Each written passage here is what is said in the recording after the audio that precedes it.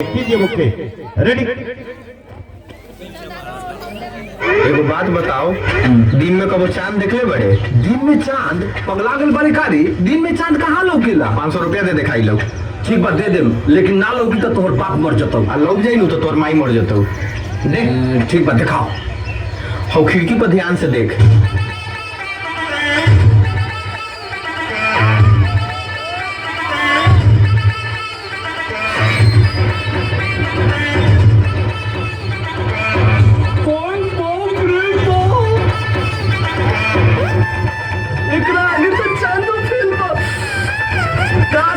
चकोर बन जाती हो, लिपस्टिक के कमी ना होगी तेरी। तोहनी के घर में माई बहन नहीं थे का? बाला तक अथी माइयो बा बहिनो बा, लेकिन तोरा लेखन मेहरारू नहीं खे। अच्छा, पहले बता देले रहता।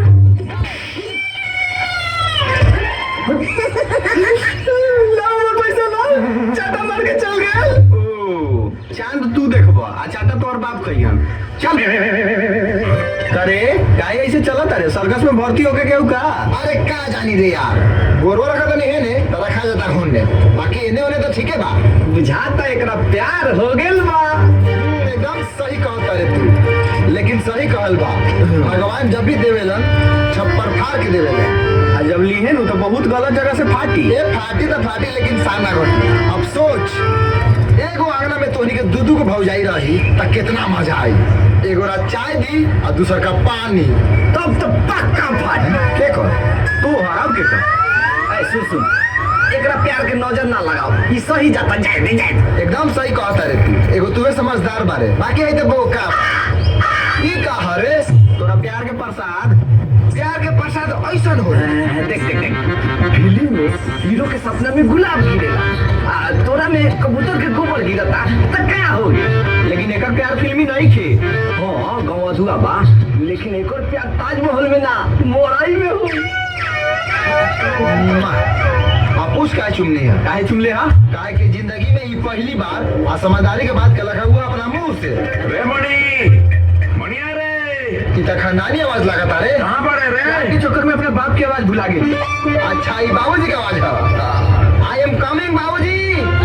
इस सब लड़की की असर हो। देसी मुर्गी बिलाईती बोल। चल पोखरा में नहाए जाओ, कपड़ा खोल। जब प्यार किया तो डरना क्या, कोई काम नहीं तो बाप से डरना क्या। बहुत अच्छा। बतावा, लगावल गाछ सूख के झुड़ा गेल, खैनी मलाई गाछ के फिक्रे नहीं, लगावे वाला आदमी झूलवा पर बैठ के माछा मारता।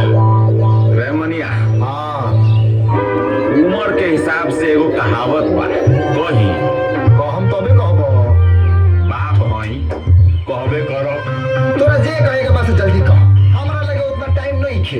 एक घड़ी हमर सुडोल 12 बिजी चलता। बोला।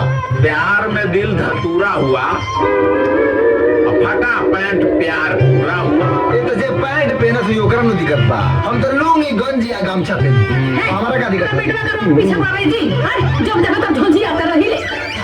Love you Mai. Love you बेटा। सही कहल बा माई, माई है होला। माई हम एगो बात कहे के चाहता हूं। हाँ। इस दुनिया में अगर बाप बदले के सिस्टम रही तो सबसे पहले हाई हम बुढ़ाप के बदल देते। हमर कइल गई खर्चवा वापस कर दो, तो हम खुद ब खुद तू दोनों के बदल दे। कैश लीजिएगा कि चेक? कैश। 2000 के नोट चलेगा? 2000 के नोट तार बाबूजी चलावेगा। शर्म नहीं क्या बेटा से पैसा मांगा तेरा? आई 500 रुपए अगर हमर ब्याह हो गया है, ताई घरों में 20-25 को लेके घूमत रही। हमरा के पापा माई के दाई कहत रही। अच्छा, हमरा के दादा दादा ना कही। ए कावना गुण पर कोनो करम बढ़िया कइले होत तब न। ए बेटा, तोरा प्यार करे के मतलब प्यार कर, तोरा बियाह करे के मतलब बियाह कर। अगर बीच में बुढ़वा घुसल नु त का करबो सर? का करबो सर? बाद में बताए। चल माई। ई माई बेटा दोनों हमरा के बर्बाद कर दी, हमरा के आड़ी दिखावता। खाली 500 हुआ बा। मोटरसाइकिल बेच देले का? ना रे, गिरवी रख ले बनी। पकड़। हाथी पकड़ी रे, हाई गाड़ी पकड़ लेनी। सुन, जब लड़की पर पैसा लुटाइए सा तो पूछी केकर पैसा है, तो हमार नाम लिए। केकर नाम लेवे? हमार। मतलब तोहार नाम रख, हम मानी। आगे ओकरा बाद देखिए नोट के कमाल। फिर ओकरा संगे हम धीरे आगे सब बात बता दियो का। भाजी का प्रणाम करिए। चल निकल, ओकरा बाद सब हमार काम बा। चल जाओ चल। बाप रे बाप, गंदा गंदा बात सुने के चाहता था, एक पर विश्वास कर ठीक नहीं खे। 500 ले ली 1500 भाई पूरा भाला उठावा दिया। ये सब कहा? ये सब पैसा रखा आ जाके मनी से पढ़। कहला का कि पैसा से कोनो लड़की के पटावल जा सकता। हाँ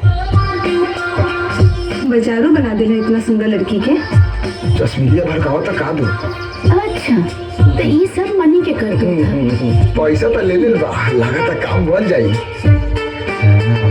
अब एंट्री मार दे के चाहिए।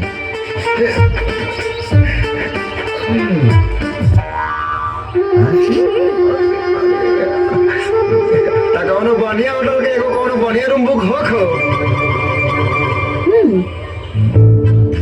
इधर अपन पैसा आज से दिखे मत।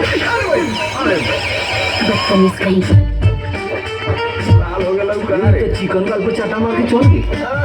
डांट मारी जवना गाल पे थप्पड़ मार के गेल बा उहे गाल पे चुम्मा ली।